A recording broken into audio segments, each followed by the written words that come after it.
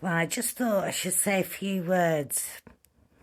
A bit of a serious video, but I've been down the rabbit hole looking at various subjects online, and the last 2 weeks I've spent a lot of time in the background listening to a Grenfell Tower fire inquiry.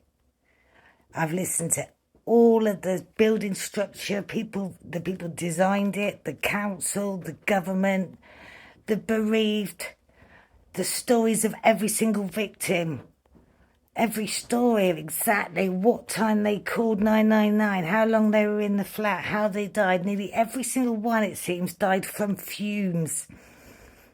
It was like a toxic chimney design. Even the design of the new windows had a gap like all the way round, which they filled with insulation that was like a combustible. Well, it'd be great for lighting bonfires. Most of the people in there were on the lowest income, the disabled, the people that were the most vulnerable in our society. Even Boris got up and spoke. It is the first time a government department has had an inquiry into how they treat the vulnerable. It's a disgrace, living on 23 floors up, and half the time the lift didn't work, they're disabled, they couldn't even get out of their flats on any day. They kept asking to be rehoused to lower ground. They didn't feel safe. People brought their concerns about potential fire. And as even the lady from the tenancy management department said, to be honest, as she cried after hearing all the victim stories, she said, I was so dismissive, to be honest. And some of the people that were complaining never survived the fire. She was very familiar with them, saw them as a bit of a problem, bit of a rebel, takes over the meetings. It's all in the inquiry. I tell you what, don't watch movies, fantasy, imagination, all right? There's real horror stories going on in our world. I mean, obviously this is now 5 years later, but I did watch the fire that night, and I had all these worries and concerns all the way through. I was thinking, they're not being rescued. What's going on here? Look at the fire. The way they designed it would be like a chimney flue. And the way, like with your fire, when it lets in air to boost the flames. Yeah. Think about every window, not only with materials that did not pass our standards, or actually, most countries' standards. The UK was okay because the Tories were in, and that's one of the things they got rid of because he didn't believe in health and safety. Bloody health and safety's all gone mad, it has. It's all gone mad. Yeah, you want to listen to the victims of that fire.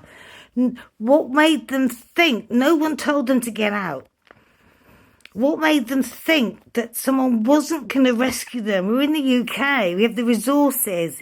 If it was any other office, large building, would they have used cheapest materials they could? They even swapped the materials. I've listened to everything. I'm going to get back on this, all right, because it's well worth really researching one subject so you can really at least give them the honour of listening to those stories. They've survived war-torn countries. They'll be living in a flat in London. No one cared at the fact they were disabled and they couldn't get out of their flats long before the fire. And it's the same story. Because when you get rid of health and safety, quality of care standards, Boris, David Cameron, I think at the time, shame on you. Shame on you, right? Before you gain opinions on what you hear people repeat, just because of your peer group and who you're around, you work on a building site, it's like, oh, bloody health and safety. Bloody health and safety, yeah. All those lives. Yeah, such an inconvenience, weren't they? You think about that next time you moan about health and safety. All right? Just always worth hearing the whole story. Okay? I'm coming to the end of the entire inquiry. I don't think I can find much more evidence that I haven't heard, but I haven't heard the final summing up yet. And apparently nothing's changed since this inquiry, by the way. It's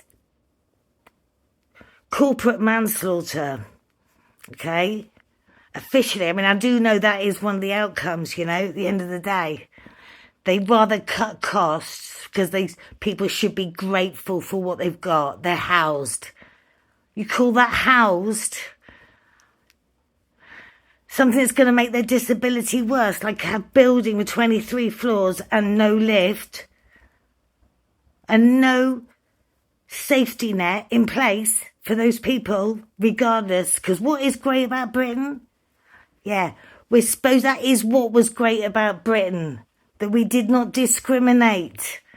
Everyone deserves basic love and care. And when I say love all, this is what I'm talking about. They deserve the same amount of love as any other. There was children lost on the stairs who lost their family in the panic, and they never found... They found everybody, but they were all found on the stairs a lot of the time, and they were running in a panic. People were trying to get out.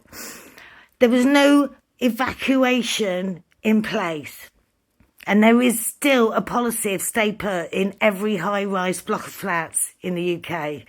All right? Even with not even looking into the cladding, that's the situation. If you live in one, try and move. You're not safe. It's a chimney where you let air in. It sucks up the oxygen. You've got inflammable materials surrounding the whole building and the insulation that they use to fill this huge gap. Why would you fit a window with a gap? Well, it's only council property. Yeah, that's a disgrace for this country in one of the most richest parts of London. Yeah, think about that.